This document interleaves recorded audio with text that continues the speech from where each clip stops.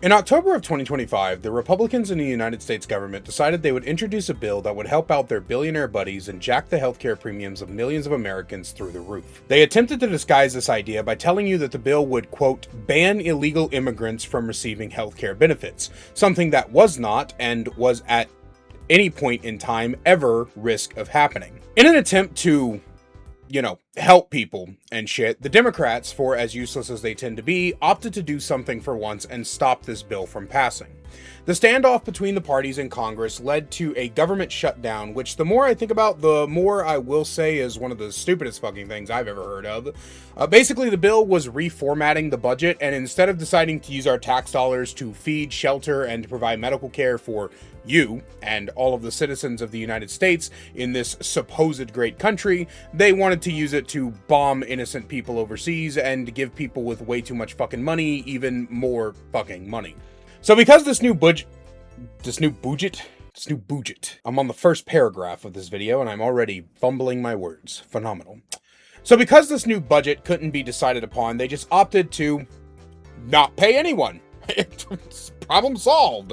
All federal funding was frozen, and this meant that not only were there thousands of federal employees working for free, but millions upon millions of Americans would lose their SNAP benefits, or as you might know them, food stamps. So in November of 2025, millions of Americans, including children, the elderly, the disabled, single parents, and hardworking Americans that aren't making enough money per hour because the minimum wage hasn't budged an inch in 16 fucking years, would now starve, or have to sacrifice paying another bill in order to maybe possibly eat. That thing that every single living creature needs to survive. In the wake of this looming removal of food stamps for the month of November, it was revealed that on Halloween night, while millions of people were starving, or on the brink of starving, sitting president, toddler-in-chief, and certified annoying orange knockoff, Donald Trump would throw a Great Gatsby-themed party for him and his millionaire buddies. It should be said that spending exuberant amounts of money on lavish food, waitstaff, decorations, and more, while the people of your country that you are supposed to be leading are on the brink of starving, and it is all your fault, is a level of evil that they write about in folklore as a cautionary tale right before the hero rides in and defeats the evil king. This event caused a large portion of the internet to begin doing what the internet does best and making memes out of the situation. Of all of these memes, people would regularly repeat one of the most famous lines uttered in world history: "Let them eat cake." Originally said by Marie Antoinette, the then Queen of France, when confronted with the fact that her people are starving, this phrase would kick off the French Revolution and lead to the gruesome executions of King Louis XVI and the aforementioned Marie Antoinette. And many people stating that same thing needed to happen to Trump because we really don't punish the wealthy elite like we used to. But what if I told you that none of that is true? Not the part about Donald Trump needing to be executed for his crimes against this country and throwing a multi-million-dollar party while people were on the brink of starving. That's accurate. I mean the part about Marie Antoinette. She never said, "Let them eat cake," as far as we know. And the beginning of the French Revolution and everything leading up to it was much, much deeper than a lot of people learn on its surface level. Hello, my name is JoJo. I'm an amateur historian, professional storyteller, and Dead by Daylight player, and today I wanted to give you a brief but extensive-ish history of the French Revolution, and then afterwards I wanted to discuss how similar it is to our current issues within the United States of America. I do apologize in advance for me looking off to the side of the screen for the vast majority of this video, as I am not able to memorize scripts as well as I can, because I'm a voice actor, not an actual actor. But with that in mind, this is a largely auditory experience, so feel free to throw this on a second monitor, your TA82 calculator, your phone, or your smart TV, and let's go ahead and learn about the French Revolution. Chapter 1. A Country on the Brink of Ruin. To properly tell the story of the French Revolution, we need to go much further back than 1789, which is largely considered the first year of the French Revolution. For a good portion of the 1700s, the French economy was under extreme strain. France's population had grown from 21 million to 28 million over the course of about 74 years. King Louis XV had suffered a brutal defeat against the British in the 7 Years' War, meaning that the money spent waging such a war was wasted. Lives lost and money not in circulation meant that the economic and social strain of the French people was extremely heavy. Like most rich elites, even the ones of today, the French nobility was largely unconcerned with the struggles of the citizens of its country. Lavish spending was on the rise, as very soon the grandson of King Jesus Christ, the grandson of King Louis XV would be marrying the Archduchess of an Austrian house, Habsburg-Lorraine, who you probably know as Marie Antoinette. For years, France and Austria had been at odds, and this political marriage would be something to solidify an alliance. The king spared no expense hosting a lavish wedding for the two. In 1770, at the ages of 15 and 14 respectively, Dauphin of France, Louis Augusta, and Duchess of Habsburg-Lorraine, Marie Antoinette, would be wed. This began a long stretch of years of distrust in the two teenagers. Soon to become the king and queen of France, as disgusting as this is to say, the queen of these countries had one job, and that was to produce an heir. Unfortunately for Louis and Marie, Louis had seemingly no interest in bedding Marie, and to be honest, she also had no interest in bedding him. These types of marriages are obviously not made out of love, but out of necessity, and despite what we all know about teenagers and their excessive horniness, even teenagers can sometimes not bed those that they don't want to. This would begin circulating rumors of Louis being a homosexual and Marie being infertile, neither of which was particularly good for their reputation at the time, and the two would soon find themselves as young monarchs at the head of an entire country on the brink of an economic crisis that they, almost in entirety, would be responsible for and ignore. On May 10, 1774, after 12 days of being bedridden, King Louis XV would die of smallpox, despite the fighting of his personal doctors. This would leave 19 and 18-year-old Louis and Marie as the new king and queen of France, and the downward spiral of the country would be just over the horizon. Throughout the time period, a new idea would begin to emerge within the French public known as Enlightenism, or the Age of Enlightenment. It's a philosophical idea that bore tenets of scientific reasoning, religious tolerism, and a bunch of other fancy words that basically mean the people were becoming more modernized. Pesky things like monarchies and single religious states had no place in the minds of the people of the mid-late 1700s, and this was probably one of the worst times to become a young, not even 20-year-old ruler of an entire country. However, despite Enlightenism's hatred of the monarchy in general, Louis wasn't entirely opposed to the ideas presented. His love of the sciences is well documented, and in fact, this made him unpopular with the nobility at the time.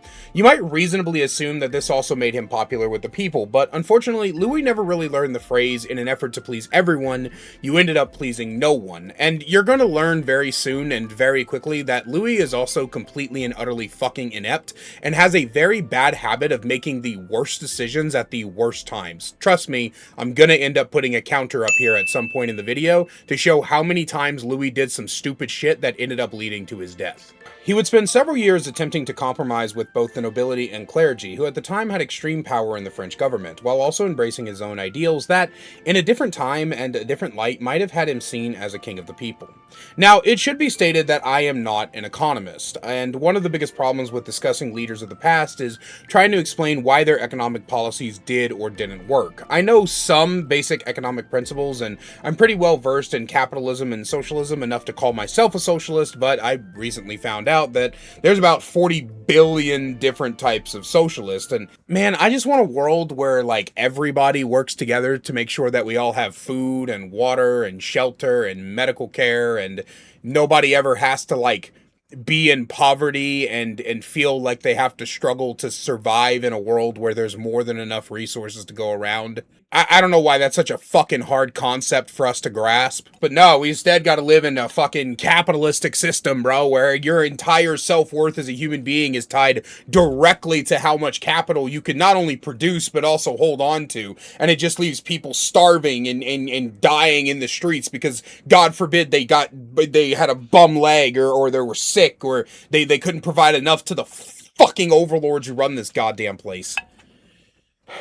I'm going to try not to crash out throughout this video, but I make no promises. Anyway, because I'm not that well versed in economics at the time period, I can't tell you why Louis and his financial advisor at the time's Turgot's policies were so staunchly opposed by the nobility and the clergy, but what I can tell you is that the policies they did implement would lead to a hyperinflation of the bread market. See, the French really loved bread. They had it with every meal. Bread was like the main component of the French cuisine and life. However, due to these economic policies I just mentioned, at one point the cost of bread skyrocketed to basically a month's salary per loaf for the average Frenchman. Could you imagine having to work an entire month for one loaf of bread. That is asinine. This, as you can imagine, led to death, famine, and starvation. Merchants and farmers began hoarding grain, and eventually in 1775, there would be an outbreak over the course of the spring known as the Flour War. Mass riots would break out in the streets, and any merchant found to be hoarding grain or scalping the prices would be lynched. Buildings burned, and general civil unrest would be prominent. Famine, economic crashes, the ever-growing population, and the overall lack of quality of life for the average Frenchman was horrid. But in 1776, King Louis XVI would make a decision that many historians consider to be the turning point of the plummeting of the French economy and the events that would domino into the French Revolution. For my American audiences, the year 1776 has perked a few ears. In fact, just recently, in this past July, as of me filming this, we celebrated the 250th year of the year 1776 for Americans, of us becoming an independent nation. It was on July 4th of 1776 that the Americas would officially sign the Declaration of Independence and become independent of British rule. I won't get too deep into the causes of the story of the American Revolution in this video, because that's obviously a video on its own, and this video is going to be long enough as it is. But for the bare bones explanation for those uninitiated, basically the British really fucking love tea. It's a big part of the British culture. They have it all the goddamn time. They had it in the afternoons, they had it in the mornings, they had it with dinner, they have it over toast along with their baked beans. That part's not true, but you thought it was, let's be honest. And when they sent a bunch of British people over here to mass slaughter the indigenous population and then create hundreds of years of propaganda to act like we never came over here, and held hands for 200 years and all the natives just, I don't know, went on vacation to Japan or some shit. They also sent a bunch of tea, but because shipping shit is expensive, especially back when, the Queen was like, and we'll raise the taxes on the tea. And then George Washington and his mates was like, yo, fuck that. And then they threw a party in Boston where they had keggers and threw all the tea into the harbor, stood on the shoreline and said, yo, fuck the Queen. All men deserve to be equal. What's that? No, of course not the black ones. Don't be ridiculous. And then they did a war for independence. Anyway, over in France, Louis XVI was still smarting from the British kicking of his grandfather's ass in the 7 Years' War. So upon hearing about the defeat of the British general... Okay, so I'm going to teach you all a lesson in why notes are so important. This script is like my 15th or 16th rewrite of the entire thing, and somewhere along the line, I lost the name of the defeat of a British general, which would trigger King Louis to actually go out to help America in their independence war, and I can't find it anywhere. Not in any of the books that I purchased, not in any of the websites that I was using for research, not in any of the documentaries that I watched. I put a little over 40 hours of research into making this video, and not a single one of my like damn near 30 sources can I relocate this name. I know it's in one of them, I know I read it, and I know I wrote it down in one of the scripts, but I don't know where it's at. So for now, we're just going to call this General John T, because the British love naming people John, and they love tea, okay? Okay. Anyway, in 1777 to 1778, the General John T would be defeated, and King Louis would send a man by the name of Conrad Alexandre Gerard de Reneval, Jesus fucking Christ, these names, to sign the Treaty of Alliance and form the official Franco-American alliance. Doing this would drain even more resources from France, sending tons of provisions, troops, and money to America in order to, once and for all, weaken the British Empire enough for them to fall to the Franco-German alliance formed by King Louis's own marriage to Marie Antoinette and get revenge for his grandfather's defeat. While all this is going on, tensions within the French Empire were growing ever more, well, tense. On top of the economic hardships and famine, distrust in the monarchy was ever growing. Like I mentioned earlier, the Queen's only job in these old monarchies was to produce heirs. She could have her tea and cakes and be a little hostess, but women were baby-making incubators as far as the old generations were concerned. And after 8 years of marriage, there were still no children. Rumors had been circulating for years now about King Louis's supposed homosexuality or even impotence, and the Queen's barrenness. There were political cartoons made with phrases like, "Can the king do it? can't the king do it, and others implying that the queen was a whore and unfaithful. In older years, historians speculated that King Louis had an illness called phimosis, where the skin at the head of the penis would not properly retract, making erection painful, and therefore that's why he didn't bed Marie. The surgery to fix this is a simple circumcision, but in the late 1700s, surgery was dangerous and often a last resort. He supposedly got the surgery in 1777, but recent historians throw doubt on the claim that King Louis had surgery or even the illness. I'm rambling again. Perhaps one day we can do a video on just King Louis XVI, or maybe even the French monarchy as a whole, but the point is that at the end of this year, in 1778, King Louis and Marie Antoinette would finally produce a child, Marie Therese Charlotte. Not quite an heir, but a good sign nonetheless that the king was not impotent and the queen was not barren. In 1781, the first heir to the throne would be born, Louis-Joseph, Dauphin of France, and between 1785 and 1786, two more children would be born, Louis Charles and Sophie Helene Beatrix. But the damage had already been done. For too long without children caused even more distrust within the monarchy. Most of the hatred toward the monarchy was falling on Queen Marie's shoulders. Being Austrian was a sin in of itself to the French people, and even though the marriage was one to form an allyship, prejudice and bigotry are not so easily erased. Couple that with her seeming inability to bear children and the way Marie reacted to the crumbling economy of France, it was not good. You've probably heard that when confronted with the famine of her people, Marie Antoinette famously said the phrase, "let them eat bread," a provocative statement given how high the cost of bread was, and the original French phrase, "Quel management de la brioche," referred to a very expensive type of bread. However, there is little, if any, evidence that Marie ever said this. The original phrase was coined by a man named Jean-Jacques Rousseau in the 6th book of his autobiography. You know, I've lived a very long and interesting life. My father, even longer and more interesting. I don't think you could squeeze 3 books for an autobiography out of me, much less fucking 6. This guy was incredibly full of himself. The 6th book was called Confessions, and it was written in 1765, that's important to remember, and published in 1782. Rousseau recounts when he was looking for some bread to be paired with wine, and he heard a, quote, great princess proclaim, "The people have no bread? Then let them eat brioche," which is what the earlier phrase means.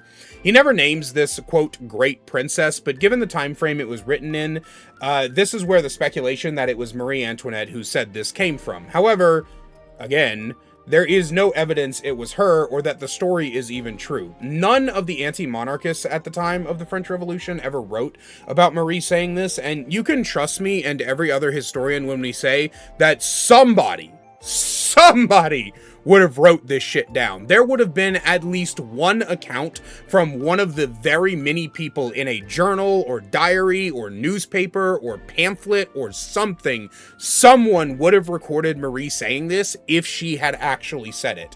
Because as you'll find out much later, the destruction of the monarchy came about because the people hated the monarchy. There was an overwhelming amount of hatred toward the monarchy, and Marie Antoinette in specific. If she had ever said this phrase, if she had ever said this line, it would have been directly attributed to her by somebody during the French Revolution.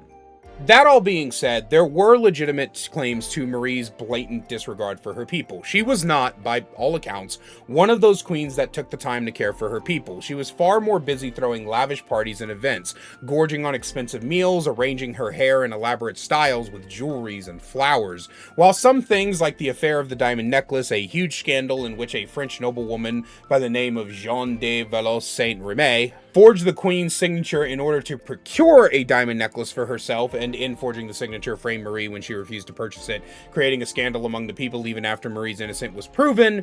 Again, it doesn't remove the fact that Marie simply did not care, or seemed not to care for her people. Scandals, economic ruin, famine, multiple wars, and the overall poor quality of life for the average Frenchman led to many across the country to petition King Louis XVI to call upon and invoke, for the first time in 175 years, the Estates General. Chapter 2.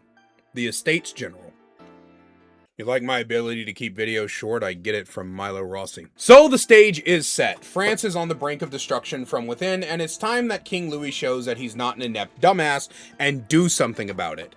After much pressure from his people, King Louis would break down and call upon the Estates General, a governing body made up of 3 estates that at this point had not been called in about 175-ish years. When all else fails, Parliament cannot agree on laws, the king cannot make a proper decision, and the country is in shambles, the 3 estates, each representing a demographic of France, come together to propose and vote on new laws. And logically, since these estates are each made up of people belonging to these demographics, it should all be fair, right? Right? Well, before we discuss that, let's discuss what each of the estates represents. The first estate is the clergy, the holy... Blah, blah, blah. The first estate... The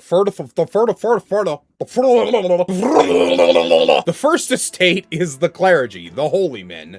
What you need to understand is that the Catholics were extremely powerful at this time, not just in France, but damn near everywhere in Europe and North America. The Catholic Church had spent the past few hundred years or so injecting themselves into literally every country they could get their hands on. The Vatican was, and in a way still is to this day, one of the most powerful entities in the world.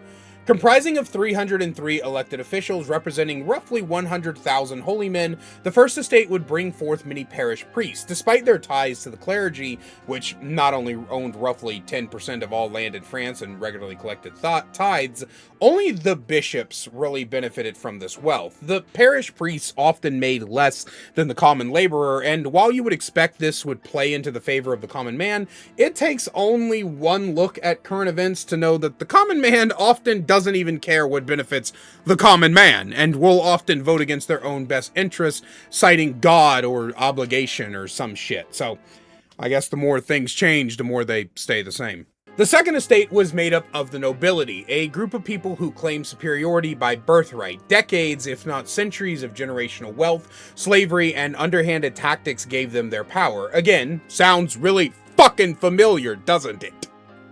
Owning about 25% of the land, the nobility was made up of about 400,000 people, dukes and duchesses, lords and ladies, knighted sirs, and more. They would elect 322 people to represent them. Finally, we make it to the third estate, the People's Estate, the remaining 25 million people of France being represented by a governing body. Now, before I tell you how many were in this governing body, I need to give you a little bit more context. The Estates General was a governing body that had been around for about 480 years at this point in history. It wasn't like the English Parliament, where it was in charge of laws. It was more of an advisory body to the king. It had only been called upon a few times in history, but the important part of the story is that every previous Estates General had been tallied by head. This would theoretically mean a fair vote, but because there were 2 estates for the nobility and clergy, and only 1 representing the people of France, the people were always outnumbered and basically browbeaten into whatever the nobility and clergy wanted. To attempt to rectify the situation, when the Estates General was called, the people asked for the number of representatives for the third estate to be doubled, therefore giving them a fair chance at accurate representation. King Louis and his nobility would eventually give in, but sneakily wanted the 3 estates to not only convene separately from one another, but planned on the votes counting by estate and not by head. What this meant is that even though the third estate would be allowing a whopping 610 deputies, if the votes only counted by estate and not by head, the third estate could have thousands of delegates and still only count as 1 vote. My fellow Americans are probably recognizing a lot of similarities between this and our current day electoral college, which is another video I will eventually have to make at some given point in time. Now, before we move on, there are going to be 2 names that are going to come up much later in the story, but I want you to remember them for now. While in no way comparable to the horrid history of the oppression of Black Americans, the easiest comparison to make when discussing these 2 men is to bring up the Civil Rights Movement, and to think of these 2 men as Martin Luther King Jr. and Malcolm X. While not only important names in the French Revolution, their names are the more recognizable, and they are largely credited with being the driving forces behind behind the revolution. Again, I want to make this perfectly clear. I am not saying that these two men are equal to Malcolm X and Martin Luther King Jr. in terms of their importance in the fight for independence and the freedom of the people who were currently being oppressed. There is so much that was wrong with the French Empire at the time, but it is almost nothing, a candle next to the roaring forest flame that was the oppression of Black Americans that still to this day continues to seep into our modern day America. I am only making this comparison because it is the easiest of the two. Another easy comparison would be to compare these two men to the Professor X and Magneto of the French Revolution. These are just two very important figures that had similar yet different approaches to how to actually solve the problem that the French people were doing, okay? The first man is named Maximilien Robespierre. I'm not saying his full name because the French are ridiculous, but we will soon learn that Robespierre is like the pseudo-leader of the revolution. Much of the major events had him at the helm, or at least very heavily involved in it, and it was his voice that led the people to fully revolt and call for a change in the way France worked. The second man was one Jean-Paul Marat. There is a French Revolution-era painting you may have seen of a man garbed in white in contraction to the famous depictions of Jesus. The man lays in a bathtub bleeding out and dying, and we will tell the full story behind that painting later, but this is Jean-Paul Marat, and he was best known at the times leading up to and during the French Revolution as a man who called for many executions that we would soon see. With these two names in your mind, let's return to the events of the Estates General. Perhaps the worst thing that King Louis and his constituents could have done at this point in history was attempt any underhanded bullshit. So of course, they attempted some underhanded bullshit. Remember that counter I mentioned earlier? Let's throw that up now. During the Estates General, King Louis would make many false promises to listen to the Third Estate, but he would, at every turn, attempt to demoralize and deorganize them, constantly attempting to force the estates to vote separately so as that the members of the Third could not have their arguments heard by the First and Second, trying to force the vote to count per estate instead of per head, which I will remind you was the entire fucking point of doubling the delegates within the Third Estate, so that they actually had a fighting chance. This underhanded bullshit would come to a head when King Louis and his cohorts would lock the Third Estate out of the main meeting hall. On the 20th of June, the Third Estate would arrive at the meeting area to find it locked. They would then reconvene in a nearby tennis court in the Palace of Versailles and take what would go down in history as the Jeu de Paume Oath, or the Tennis Court Oath. The Third Estate renamed itself to the National Assembly of France, and they swore not to separate until the Constitution of the Kingdom was established. This oath would be led by a man called Jean-Sylvain Bailly and Gabriel Ricchetti. Both of these men are the earliest voices in the French Revolution, and you may be wondering about the aforementioned Robespierre will make an appearance, but if you'd be patient, you'd find out, you little shit. Anyway, this oath and the overwhelming determination of the Assembly of the Third Estate would lead to something called the Abolition of the Ancient Regime. Chapter 3: Abolition of the Ancient Regime. Finally, after much setup, we enter the meat of the French Revolution. King Louis was at an impasse. The assembly had been joined by over 100 members of the clergy. They were rallying the people of France, and a slow but steady call to abolish the crown and institute a democracy was rising. In many ways, the assistance of the American Revolution might have led to the downfall of Louis. It cannot be denied that the people of France had heard what the Americans had done, denouncing the monarchy of Great Britain and choosing to go with an electoral democratic system. Rights for the common man, except the black and brown ones, because the founding fathers were indeed racist piles of shit, let's not forget that, more than likely inspired the people of France. Why should leaderships be determined by birthright instead of what the people wanted? King Louis, for lack of a better word, fucking panicked. By July 12th, the assembly was still in the Great Palace of Versailles, and were still calling for proper laws to assist the people. Louis was planning to use the Swiss guards to force the assembly to close, and this was yet another fucking mistake. The news that the king was going to attempt to force the assembly to disperse led to one of the greatest riots in the French Revolution, the storming of Bastille. On July 14th, 1789, the people of France would raise the new tricolore, what is today the French flag. Designed by one Jacques-Louis David, the red and blue were the colors of Paris, and the white is the ancient color of France. This was made to show the unity of the people, and it was flown as many civilians stormed Bastille for ammo and weapons with which would fight the French monarchy. That was a weird way that I said that sentence. Once a great castle turned into a prison, Bastille was won at the cost of around 83 lives. Its governor, Bernard René de Launay, would eventually surrender, but it did not save him from execution and having his head piked and paraded around the city. King Louis, to his credit, did attempt peace talks. He would travel to Paris on 17th of July. A delegation of 144 elected officials, led by Jean Bailly, the man who led the assembly, and in the attempted peace talks, King Louis accepted a tricolore cockade. This symbolized the beginning of the fall of his regime. However, this unity was incredibly short-lived. While the assembly was arguing over new laws, the continuing decline of the economy and the quality of life was ongoing. So much civil unrest caused many public lynchings, and in response, the assembly would publish the August Decrees, also to be soon known as the Declaration of the Rights of Man and the Citizen. On August 4th, 1789, feudalism would be officially abolished. Citizens would no longer be obligated to pay the church tithes, and the nobility would no longer be able to collect rent from the farmland they owned, quote-unquote. It would call for the land to be turned back over to the people. The decrees would also call for equality before the law, opening the opportunity to run for public office to everyone, the ability to worship however one wished, and the cancellation of special privileges held by the nobility. By November the 13th, regional parliaments had been disbanded, and in just 4 months, the complete deconstruction of the French regime was completed, but still more had to be done. King Louis, in all his infinite brilliance, just could not understand the situation he was in. In my opinion as a historian, had Louis just accepted what was happening, there is a chance that France would be in a similar situation to Britain today, with a monarchy that's just kind of there, but doesn't actually do anything.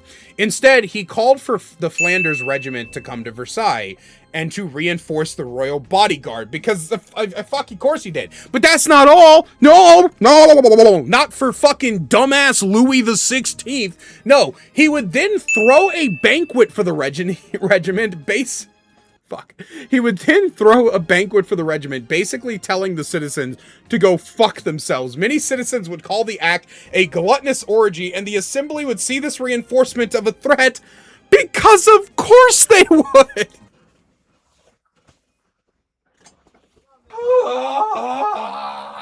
Do you understand?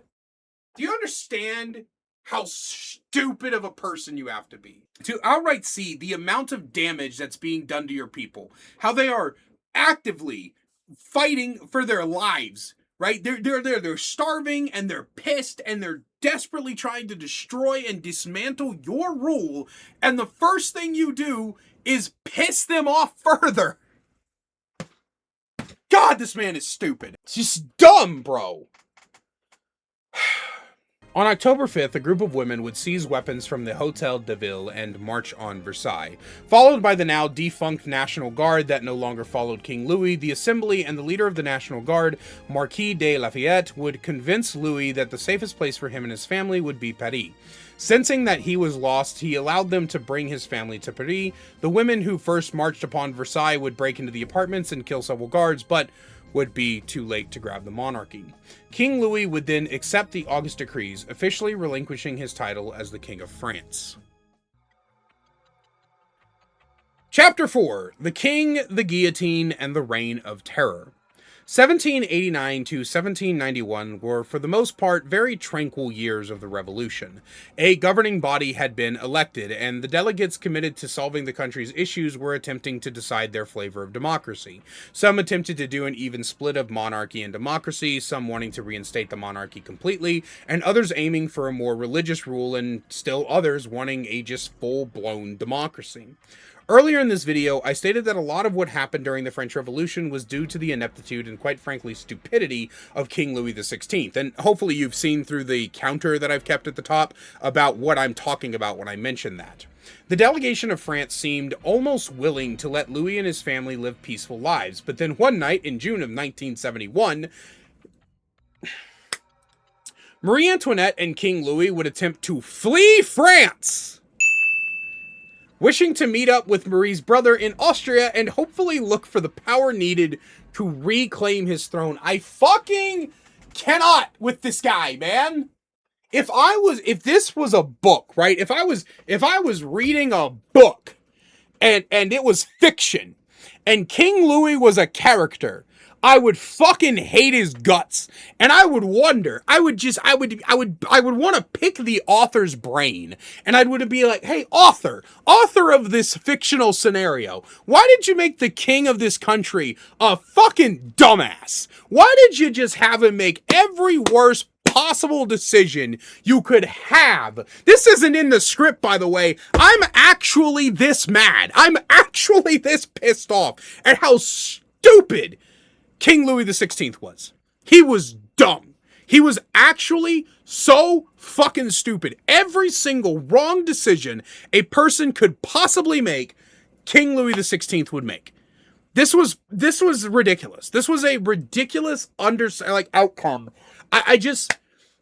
I saw a Reddit thread while researching this video. I wish I would have saved it, but it was like an Ask Historians type of deal, but it was something like further to the right-leaning Ask Historians, where a bunch of people who chose to ignore all the important parts of history hung out, and they said, what do you think about King Louis XVI? And then a lot of people were like, he was a well-meaning guy who got his head cut off even after he gave the people what he wanted, but I want to know, where the fuck did he give the people what they wanted? He didn't do shit. He didn't do shit, bro. He kept getting his ass kicked. I do. It's like, have you guys ever fucking played that Mike Tyson's Punch-Out game? Do you remember Glass Joe? Not Mike Tyson's Punch-Out, Knockout. You remember Glass Joe? It'd be like if Glass Joe kept getting his ass kicked by like every single boxer, and he just kept stepping back in the ring. Motherfucker, you're going to die.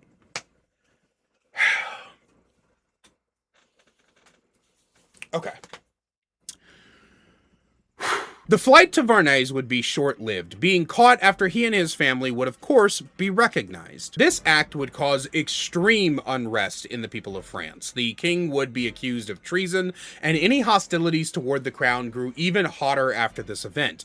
King Louis had, up until this point, appeared sympathetic to the revolution, and for many, it seemed as if he would step down willingly and let others handle the problems he and the nobility so diligently ignored and even made worse at times. It wouldn't be until September of 1972, Jesus, what the fuck? It wouldn't be until September of 1792 when the delegation would come together to end the monarchy entirely. The fates of Louis XVI, Marie Antoinette, and their children were now open for debate. What would be done with the royals? Would they be allowed to live out the rest of their lives, running the risk of the claims to a throne that was no longer recognized to spark a counter-revolution, or would they need to be dealt with, taken out as both a symbolic and practical ending to the monarchy? As many of you know by this point, execution was the answer, and the person demanding this execution was Maximilien Robespierre. See? I told you he'd be important. Robespierre would be the main voice at the Louis trial, claiming that Louis violated the constitution he claimed to support, and even though Robespierre was against the death penalty, well, so he claimed, the King Louis must indeed be executed. On the 21st of January, 1793, King Louis XVI would be escorted to the guillotine in a covered wagon. He would attempt to give a last speech about how he only wished for the prosperity of his people, but the drums would drown him out completely as he was forced to kneel and his head taken from his body. The execution of the king would start a slow yet steady stream of executions of all the nobility, and eventually anyone who was thought to oppose the French Revolution. Many of these executions would truly kick off in September of 1793, and the so-called Reign of Terror would be led by Robespierre. Robespierre, along with many radicals, would begin calling for the execution of anyone who so much as seemed sympathetic toward the monarchy, and many of these names would be published by one Jean-Paul Marat, who you heard me mention earlier. This would eventually lead to the murder of Marat by a woman named Charlotte Corday. Charlotte would come to Marat's home, where he was soaked in a medical bath, claiming to have the names of those treacherous to the democracy of France. This would turn out to be a ruse, and Corday would stab Marat in the chest and then wait for police to arrive. Upon questioning, she claimed that Marat's death would stop the seemingly endless executions. Foolish as that sentiment was, all that she really did was turn him into a martyr, and Marat's death would be an omen of sorts for what was to come of the leaders of the Reign of Terror. On the 16th of October, 1793, Marie Antoinette would meet the same fate as her husband, but she would be treated with far less dignity. Her hair would be shorn, her hands bound behind her back, and instead of a covered wagon, she would be wheeled to the execution platform in the back of an open wagon, which allowed the crowd to jeer, throw things, and demean her even further. I want to take this time to talk about the very important aspect of how history and modern society views Marie Antoinette. It is important to recognize the absolute atrocious treatment of women throughout history and even in today's society. Despite being the queen, and despite shouldering a lot of, but still far less burden than her husband, Marie was treated with 10 times the disrespect of King Louis. She was treated both during her reign and in her final moments as nothing more than scum of the earth. It was she who shouldered much of the blame for the lack of heirs in her and Louis's marriage. She who was called awful names, and it was her legacy that is often criticized nowadays, with some people even claiming that Louis was simply a misunderstood but good man, instead of the selfish, naive jackass that he actually was. However, it's also important to remember that Marie was not entirely innocent. She still participated in and indulged in the lavish lifestyle while her people starved, living in a palace of gold and giving not an ounce of second thought to those people. Despite that, she did not deserve the level of disrespect on the day of her execution. Or, at the very least, if it would have been given to her, the same should have been given to King Louis XVI. Chapter 5. The End of the Reign and the Lessons Learned. If I had the ability to make a 7-day long video, I don't think I could fully fit every single thing about the French Revolution into that video. There are so many historic people and places and events that led into everything about the French Revolution. There are topics that I only briefly touched on that go way much deeper. I have not even mentioned Napoleon Bonaparte, who is quite frankly one of the most famous people of the French Revolution, mostly because he came at the tail end, and I'll do a full video on Napoleon himself in the future. But I could carry my entire channel simply talking about individual stuff that happened or individual people who were gigantic markers within the French Revolution. But the purpose of today's video was to give you a brief but detailed overview of the French Revolution and not necessarily dive completely deep into every single event that happened. Again, that would take entirely too long, and while, history lectures for the purposes of falling asleep to does sound like a cool video idea, I am editing these by myself, and I don't have that kind of patience. So for now, I will end our story with the execution of Maximilian Robespierre. The person who started the Reign of Terror would eventually meet his end to the guillotine, the same fate he condemned others to. Much debate among historians occurs on what exactly counts as the end of the French Revolution, but for me, it would definitely be this moment, when the man who inspired and led so much bloodshed would meet the fate he himself started. So with all that said and learned, we return to the top of this video, the egregious act by our current American government, not only by Trump himself living a life of luxury and lavishness while his people work 2 or sometimes even 3 jobs in some cases and still have to choose between food and rent, but also the many local governments attempting to gut financial assistance even further, limiting funds or even making applying for said funds harder. Does the current administration deserve the same fate as Louis, the nobility, and their supporters in the late 1700s? I personally believe so. But more than that, I want you, my audience, to remember something. The people of France won their independence through numbers. They did not allow the power of the law to prevent them from taking back their ability to govern themselves. They did not fear the noose and did not fear how a smaller and weaker government might react. They, like our ancestors here in the States, shed blood, both their own and that of their enemies, to ensure they would no longer live under the rule of oppression at the hands of incompetent, bumbling buffoons who were more concerned with lining their own pockets than feeding those who needed to be fed. As the midterms approach this year, remember that you have a power with your voice. You have the power to change this shit existence we are forced to live, and if our voices are attempted to be silenced, then much like the common man of the past, we will answer the fist of oppression with the steel of resistance. You watching this video are stronger than them. They are old, frail, and rely on your fear and complacency. Learn from the people of France. Do not let them take away your ability to feed yourself or your family. You must fight. Fight with your vote, and if that does not work, we will use the spark of revolution to begin the flames of passion. Thank you for watching. I greatly appreciate it, and I would like to thank my channel members that are coming in from my other 2 YouTube channels, as this one is not able to be monetized yet. But if you want to lead me down that path so that I can start doing things like allowing you guys to see videos early, then make sure you hit that subscribe button, comment down below, and I'll be doing more history lessons, fairy tales, folklores, and other kind of videos in the future. Just know that it's going to take a while between each one, because I have to research myself, write the script myself, film myself, and then edit myself, and that takes a long time. But other than that, I love you guys so much, and I will see you in the next one.